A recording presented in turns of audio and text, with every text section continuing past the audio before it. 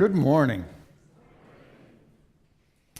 Our call to worship this morning is a poem that came to me just a couple days ago when I realized that I no longer liked the call to worship that I had chosen previously.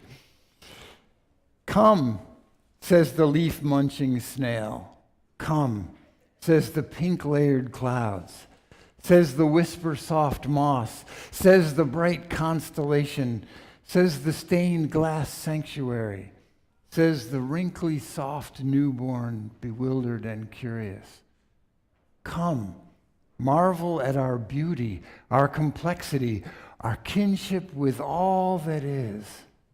Dive deep into us with your whole being, and herein find yourself staring back in astonishment. Our opening song is number 1007 in the Teal hymnal, There's a River Flowing in My Soul.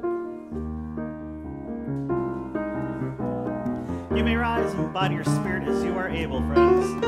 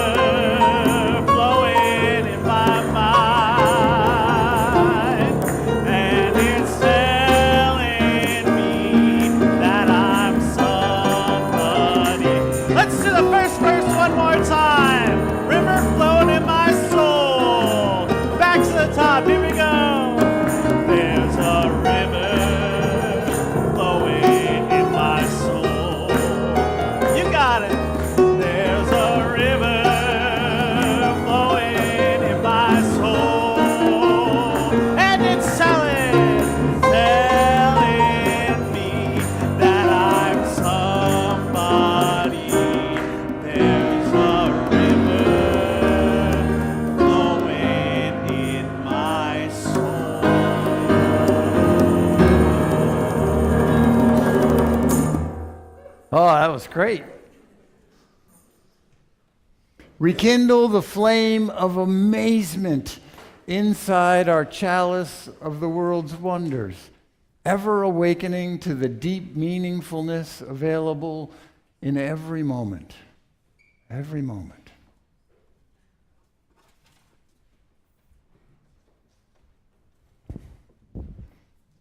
Good morning and welcome to the UU Church of Lancaster, UUCL as we say.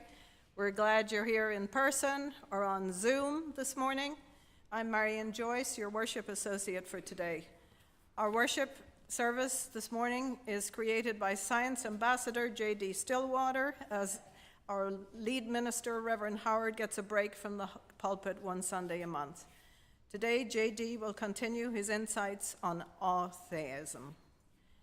Here at UUCL, we come together to nourish the spirit, connect in love, and act for justice. We welcome you this morning just as you are. You are seated with some who grew up UU, while many of us are from other faith traditions, ex-Catholic, former Mennonite, Jewish, Lutheran, and we hope you too will feel a connection to this diverse spiritual community.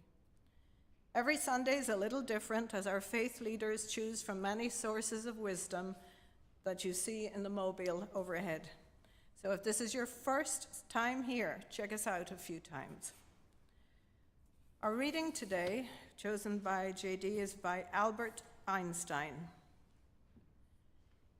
He to whom this emotion is a stranger, who can no longer pause to wonder and stand wrapped in awe, is as good as dead. His eyes are closed. This insight into the mystery of life, coupled though it be with fear, has also given rise to religion. To know that what is impenetrable to us really exists, manifesting itself as the highest wisdom and the most radiant beauty, which our dull faculties can comprehend only in their most primitive forms. This knowledge, this feeling, is at the center of true religiousness. In this sense, and in this sense only, I belong in the ranks of devoutly religious men. Albert Einstein. You may now settle in for the sermon.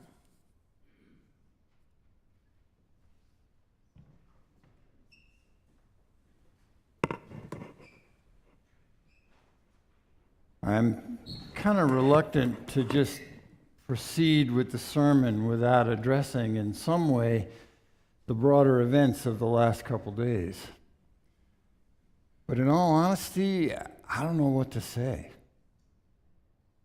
I don't know what to do, if anything.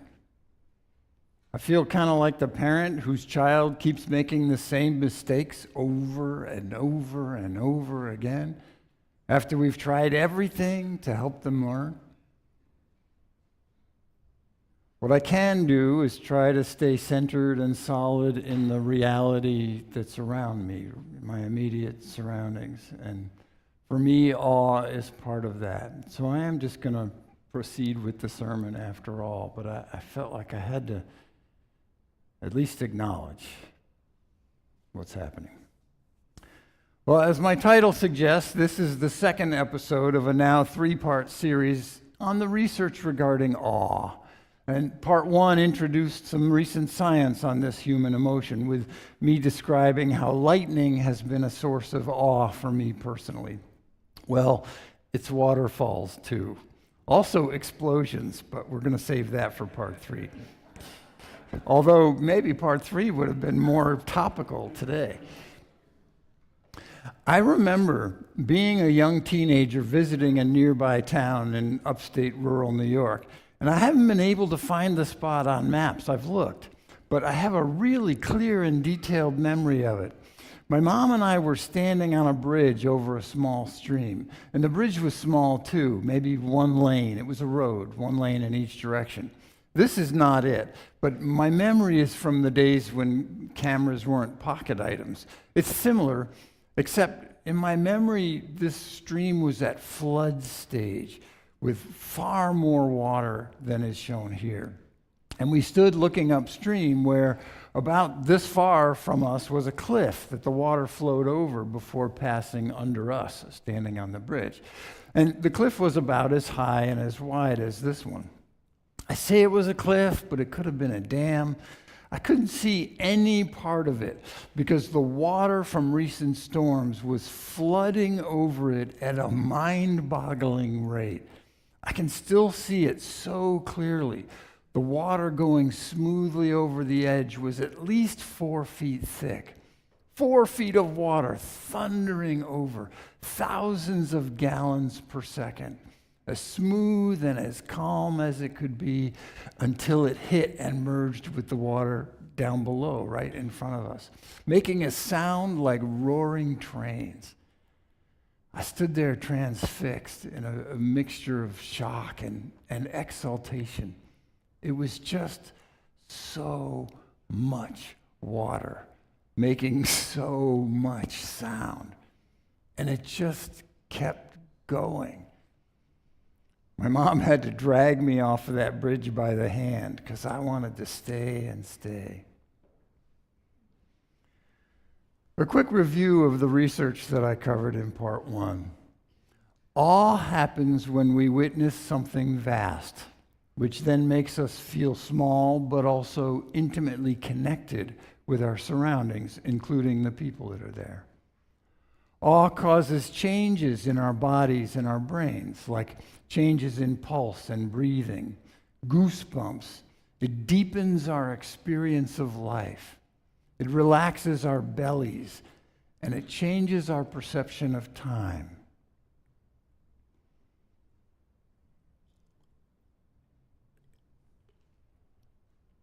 That may be too small to read there in the back.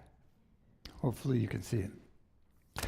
Experiences of awe throw us off kilter because the vastness that we're perceiving doesn't fit with our existing mental frameworks. And that leaves us sort of searching for explanations. And our striving to resolve that discrepancy between what we thought and what we're experiencing is what researchers call a need for accommodation, a need to realign those. And last time I said we do that in one of 3 ways, but now we can add some fascinating and relevant details, starting with grouping similar items together.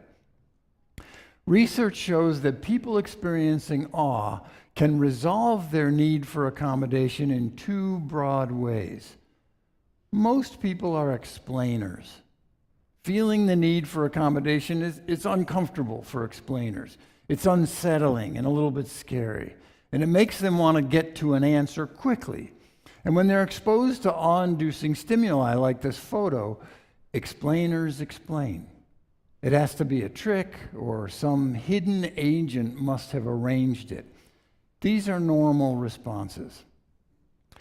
I mentioned how after an awe experience, most people conclude that randomly generated numbers were actually chosen by people. They start to see what they think are patterns in the randomness. These are our explainers, and statistically, this is most of us. A much smaller portion of people respond by wondering. That phrase, awe and wonder, was made for these folks. Striving to digest the awe experience leads wanderers to re-examine their previous ideas about how the world works, rather than settling for comfortable conclusions. So they tend to sit in awe longer, asking questions rather than jumping to conclusions, because they're more comfortable with uncertainty and with ambiguity. They're able to suspend their need for answers and simply enjoy feeling the awe. Well, it turns out that wanderers have another gift. They experience awe more easily than explainers. Wanderers are described in the psychology literature as the dispositionally awe-prone. They're more likely than most people to feel awe in any given situation. Awe-prone people are also more likely to describe themselves as part of very large categories of identity, like humanity or earthling, rather than smaller categories like my family or my company. Awe-proneness even shows up in the brain, in the activity of the anterior cingulate cortex. You can actually see this in an MRI. Interestingly, awe-proneness closely correlates with a sense of well-being.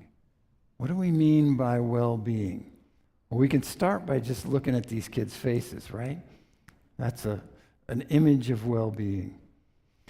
There are actually 2 kinds of well-being described in the psychology literature, hedonic and eudaimonic. And the word hedonic comes from the same root as hedonism or hedonism. And this refers to happiness, pleasure, satisfaction. Eudaimonia comes from the Greek words for good spirit. And it refers to feeling that our existence is personally meaningful. People with eudaimonic well-being express themselves more freely. They enjoy their chosen activities intensely. They pursue excellence and try to achieve their fullest potential. And all of this because they have a deep sense of meaning and purpose in their lives. And everybody has both kinds of well-being, more or less. And both are good and healthy ways of being well and healthy. But awe-prone people, those wanderers, they enjoy more eudaimonic well-being, more personal meaningfulness. Well, this suggests that we may be able to boost our own eudaimonia just by seeking out and savoring experiences of awe. And for me, that means seeking awe in the natural world and in the science that describes the natural world. Waterfalls are a really easy example. But researchers say tall trees, even tall buildings, are enough to invoke awe in us. Anything vast that takes us out of the everyday grind. This is Eternal Flame Falls in Chestnut Ridge County Park near Buffalo, New York, where natural gas naturally seeps up out of the ground behind the waterfall. It's kind of cool in that the park is very nondescript. This is not a tourist trap. In fact, until recently, only locals that live nearby even knew it was there. And the flame usually gets blown out in the wintertime. So every spring, on a windy day, someone goes down into the gorge to relight the flame. And legend has it that someone once tried to light it after a week of no wind and caused a huge explosion. That's for part 3. The gorge is now in a county park, and a local Boy Scout blazed a trail for getting down into the gorge. So it's all pretty casual and easy to miss. It's one of those hidden gems, and it's especially amazing to me knowing that the gas is the fossil remains of giant ferns that lived there 300 million years ago. Feeling connected to nature and suspending my desire for certainty, letting myself experience awe and wonder, it makes me happier. It makes my life more meaningful and connected. And this brings us back full circle to religion and spirituality. Awe is not inherently religious, but it is closely tied to religion and spirituality. For example, sociologists have been puzzled about why religiousness is so strongly correlated with general well-being. It is. People who are devoutly religious have a stronger sense of well-being, a healthier outlook on life than people who aren't religious. And the obvious conclusion is that church communities are supportive, or that something about religious faith maybe gives us a sense of trust and well-being. But those don't pan out. A study in 2012 and 2 more in 2014 helped answer this question.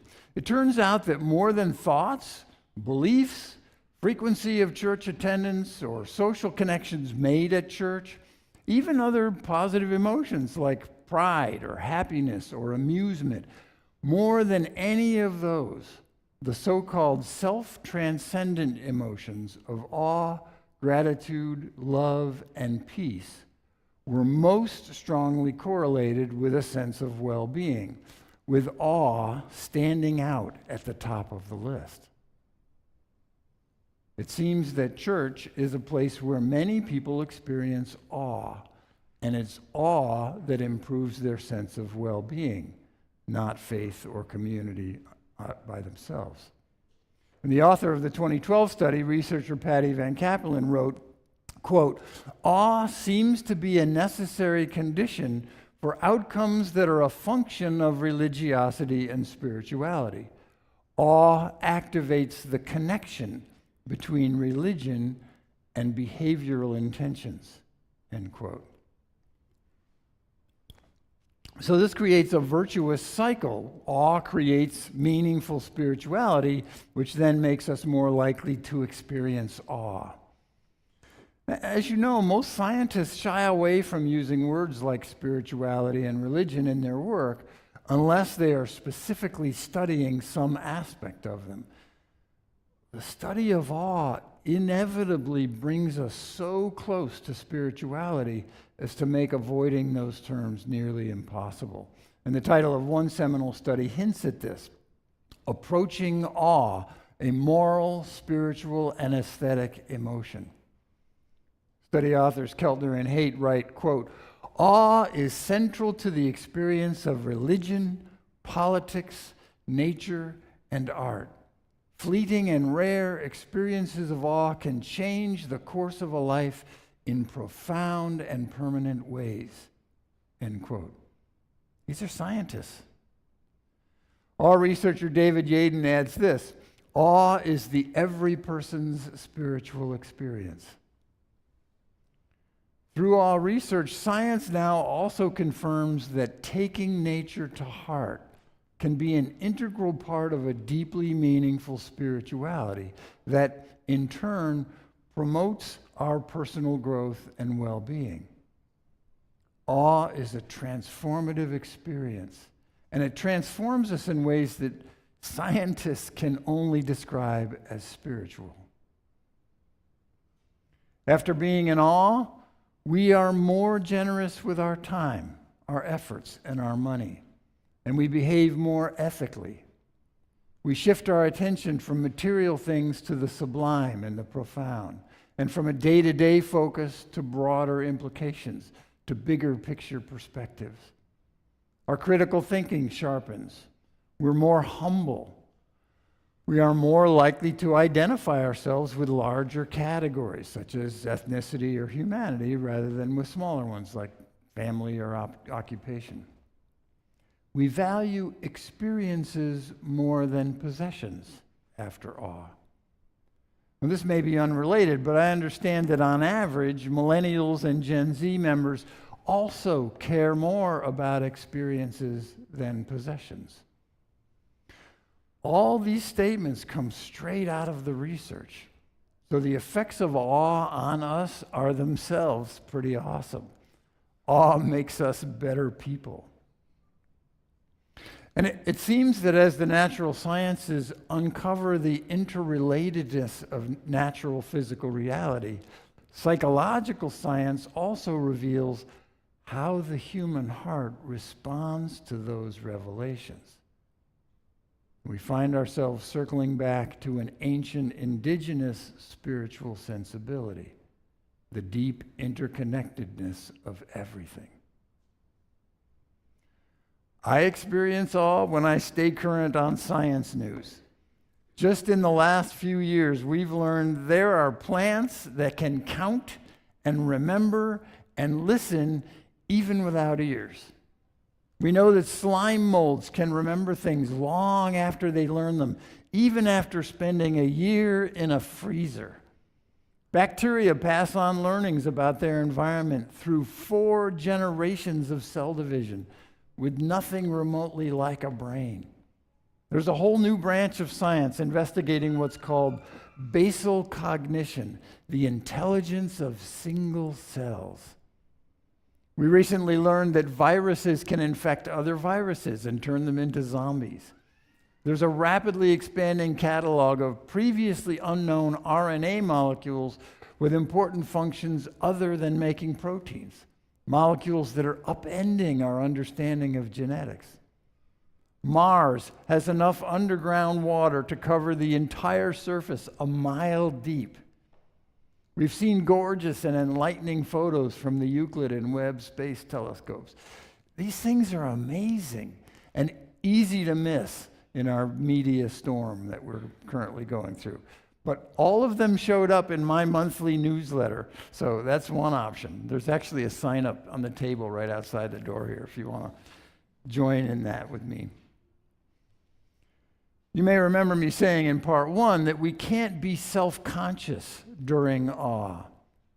Well, the opposite is true too. We can't experience awe if we're self-conscious or distracted.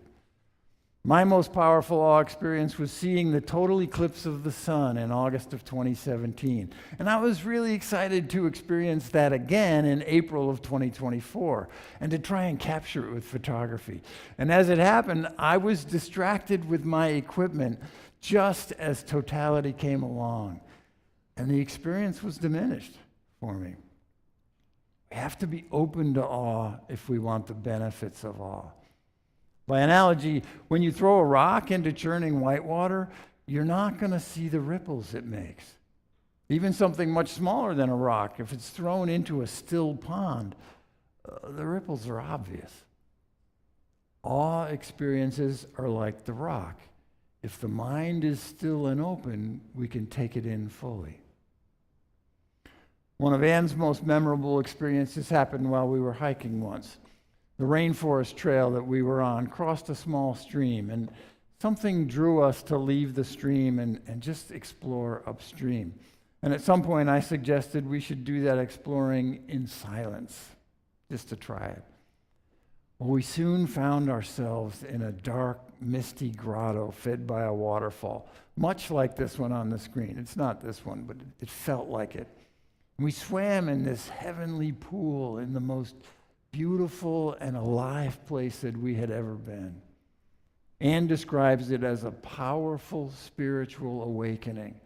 And she says she was only able to experience the awe of that place because not talking allowed her mind to be still and open.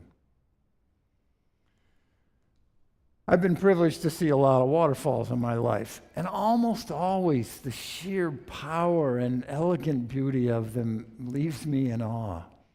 And I'd like to think that I'm one of those lucky awe-prone people, but to my knowledge, there isn't a simple test you can take to find out. We also don't know if you can cultivate awe-proneness deliberately, but I think it's worth trying. The R&B group TLC sings, "Don't go chasing waterfalls." I see some of you already had it in your heads. But honestly, I recommend it. Waterfalls, eclipses, oceans, dinosaur bones, tall buildings, tall trees, Grand Canyons, desert skies, the latest science news. Chase every chance at awe that comes your way. You'll actually be chasing eudaimonia, the deep sense of meaning and purpose that awe nourishes in human beings. And that will benefit all of us who interact with you. May it be so, and amen. And I'm not sure what happened with my last slides.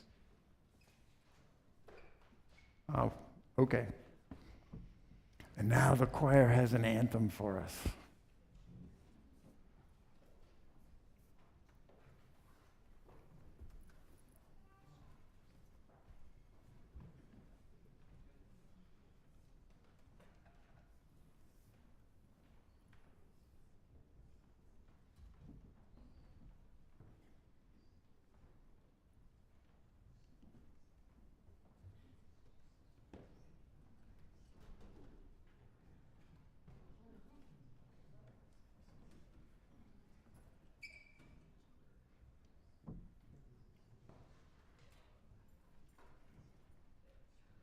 So, speaking of awe, I'll have you know that this year we've been doing something a little different in choir.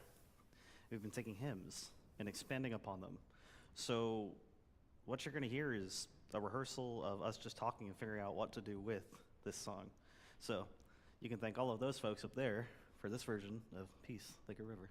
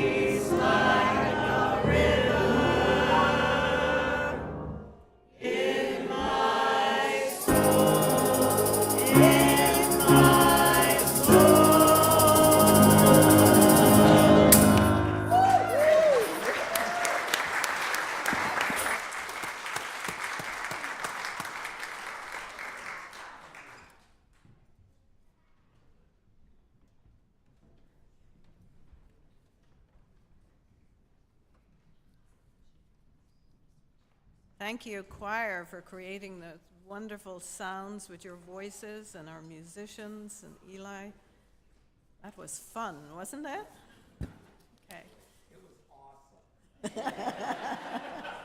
There you go. So I wonder how many of us knew the word eudaimonia before now, besides the crossword fans or the psych majors.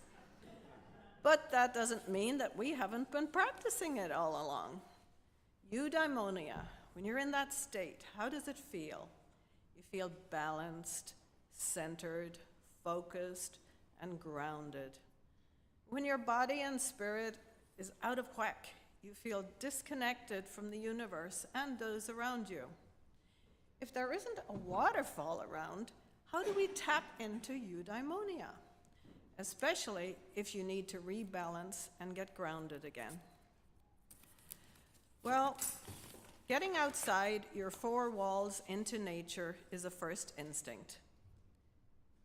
John Burroughs says, "I go to nature to be soothed and healed and to have my senses put in tune once more." Is it the forest trail or the mountain that calls you, or maybe the lake and ocean waters that bring you peace? Long's Park is my happy place, walking around the lake, under the ancient trees, or on the new marshlands, enjoying the same space as the ducks and the dog walkers, couples on dates, immigrants murmuring in other languages, watching photographers setting up group shots of new parents or engagements, or coaxing distractible kids. It's a microcosm of Lancaster's people and nature therapy for any national anxiety. So here at UUCL, however, if the weather outside is frightful, how do we tap into eudaimonia? Maybe music is one of your go-to therapies. We know music can move us in ways that just talking does not. It's built within us, says Lana Ryder. Lana is a sound healing instructor here in Lancaster for decades at Soundwise Healing. Every second Sunday at 6 p.m. at Liberty Place, you can experience the benefits of sound meditation. This is an ancient therapeutic practice now used in cancer wards and healthcare settings. It uses crystal and metal singing bowls, gongs, and other instruments to balance the body's energy fields and induce deep relaxation.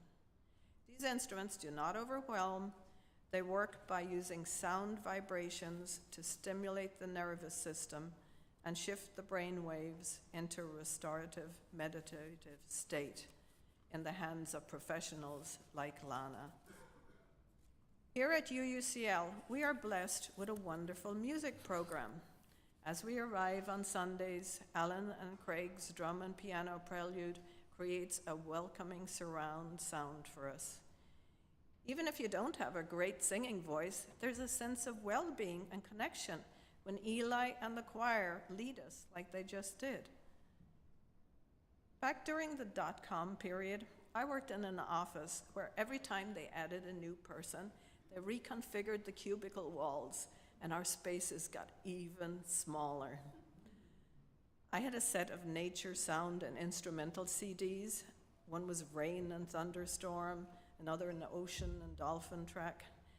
Everyone had on headphones with music and sound background to drown out the office noise.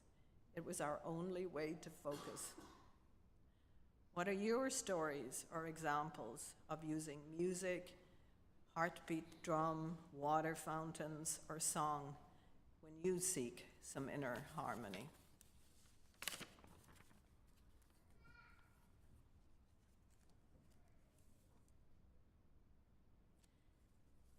And now, lost my spot again. Our Stewardship Sunday is next week, March 8th, and Bonnie is going to give a personal reflection and testimonial for us.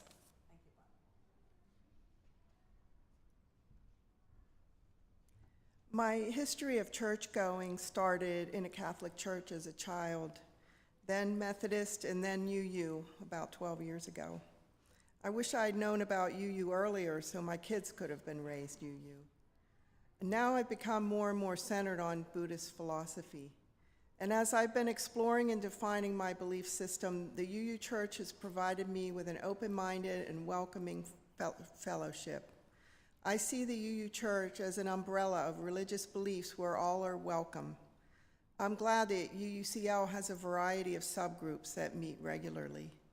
And it's a place to find people who are willing to fight against current political issues.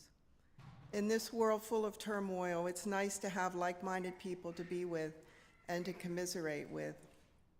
Next Sunday is Celebration Sunday, and it's the kickoff for the new fiscal year's funding campaign.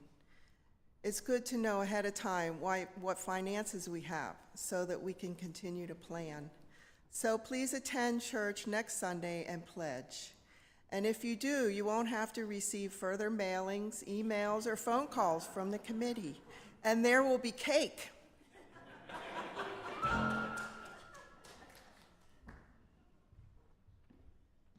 Thank you, Bonnie.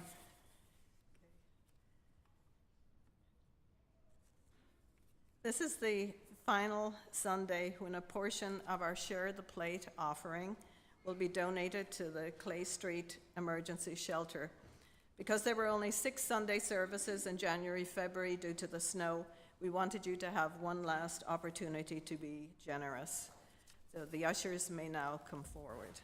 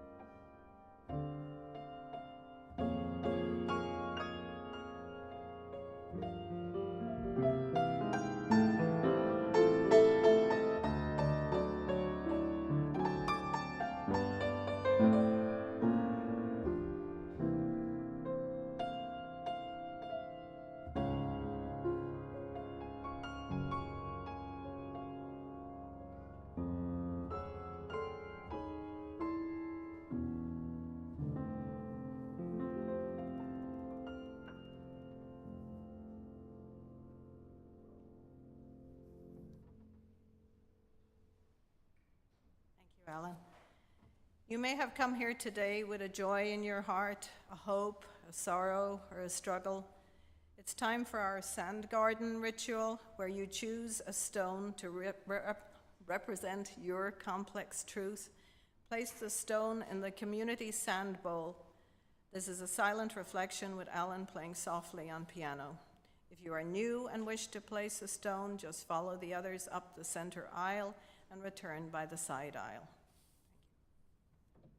You may come forward.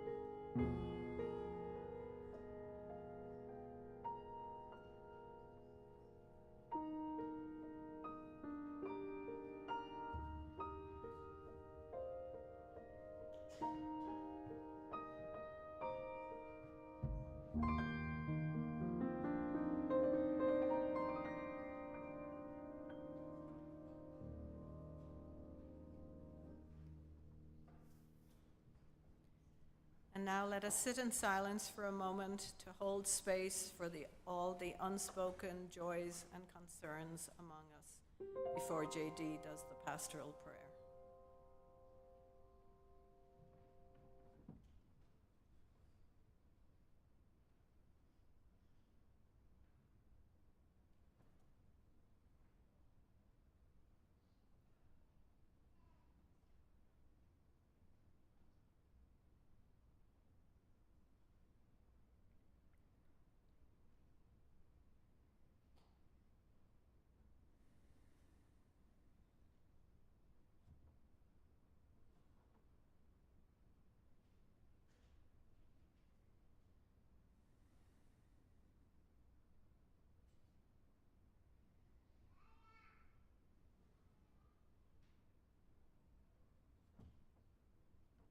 Spirit of life. Our own lives constantly invite us into hectic busyness, filled with the twin dramas of triumph and setback, gain and loss, joys and sorrows. Help us to remember to take time for awe, for wonder, for appreciation, for gratitude. Time to let the ambiguous vastnesses of the world wow us and leave us in wonderment. Time to let our amazement carry us into a life of prayerful purpose. Time to let our eudaimonia outshine the griefs and elations as they come and go, ebb and flow, as of course they will. May we invite awe into our lives every day.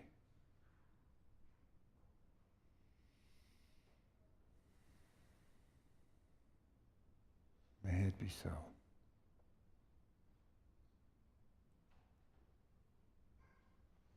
Amen. Now let us join together to read our covenant or affirmation of faith from inside the cover of the gray hymnal. Love is the spirit of this church, and service is its gift. This is our great covenant, to dwell together in peace and to help one another. El amor es el espíritu de esta iglesia y el servicio es su ofrenda. Este es nuestro gran pacto, el convivir unidos en paz, el buscar la verdad en amor y ayudarnos unos a los otros. And now we invite you all downstairs to the social hour. And I want to you can reach it by the steps, the elevator in that direction. There are also some stairs at the right-hand side behind the tech people. I want to highlight some announcements in your order of service. The Labyrinth is open today, first Sunday from 11 a.m. to 1 p.m. in Founders Hall. And also note that there are some updates on upcoming membership classes in your announcements, just above the two little graphics here. We have many creative people here at UUCL. And the auction team is up there with the best of them. The 2026 UUCL annual auction is getting closer. It's Saturday, March 14 at the Lancaster Tennis and Yacht Club on Columbia Avenue. It's a social club. There are no yachts, there are tennis courts. It's a lovely location, and for the first time since COVID, the auction is entirely live. An auctioneer, Jessica Shaw, returns to help raise funds and entertain us. Auction proceeds are an integral part of UUCL's budget. This year, we hope to raise over $32,000. There are two ways to participate. Get your auction tickets downstairs at coffee hour. This is a celebration. It's one of our most fun events, and we all need more joy and laughter right now. Donation number 2, donations are still welcome, especially dinners or events, from wine tasting to special tours, learning experiences from piano to pickleball, handcrafted items from quilts to fine art, and any services, handyman, copy editing, poetry writing. Next Sunday, March 8, is your last date to submit donations. So visit the auction team downstairs at coffee hour and just take a look and get your tickets. Avoid the stress of last-minute decisions and take care of this today at coffee hour.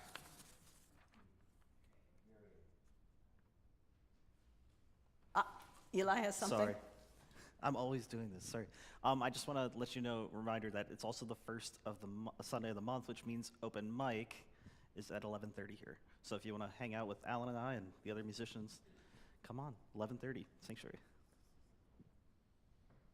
All right.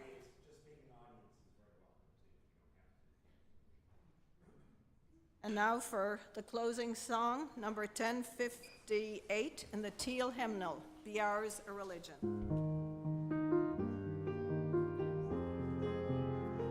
You may rise and bow to your spirit as you are able. We'll sing through it 2 times.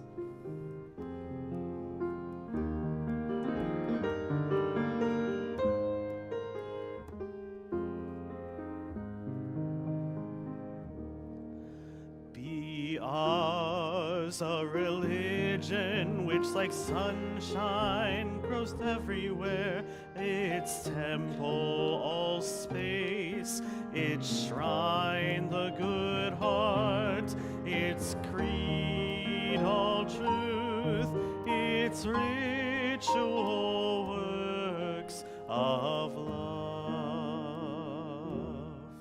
Be ours a religion which like sunshine goes everywhere, its temple all space, its shrine the good heart, its creed all truth, its ritual works of love. Let ours be a religion that goes everywhere, a religion of amazement at the miracle of existence in all its diverse and miraculous forms. And may it nurture in us a shrine of the good heart, full of purpose and meaning that is contagious in the world. Amen. May it be so.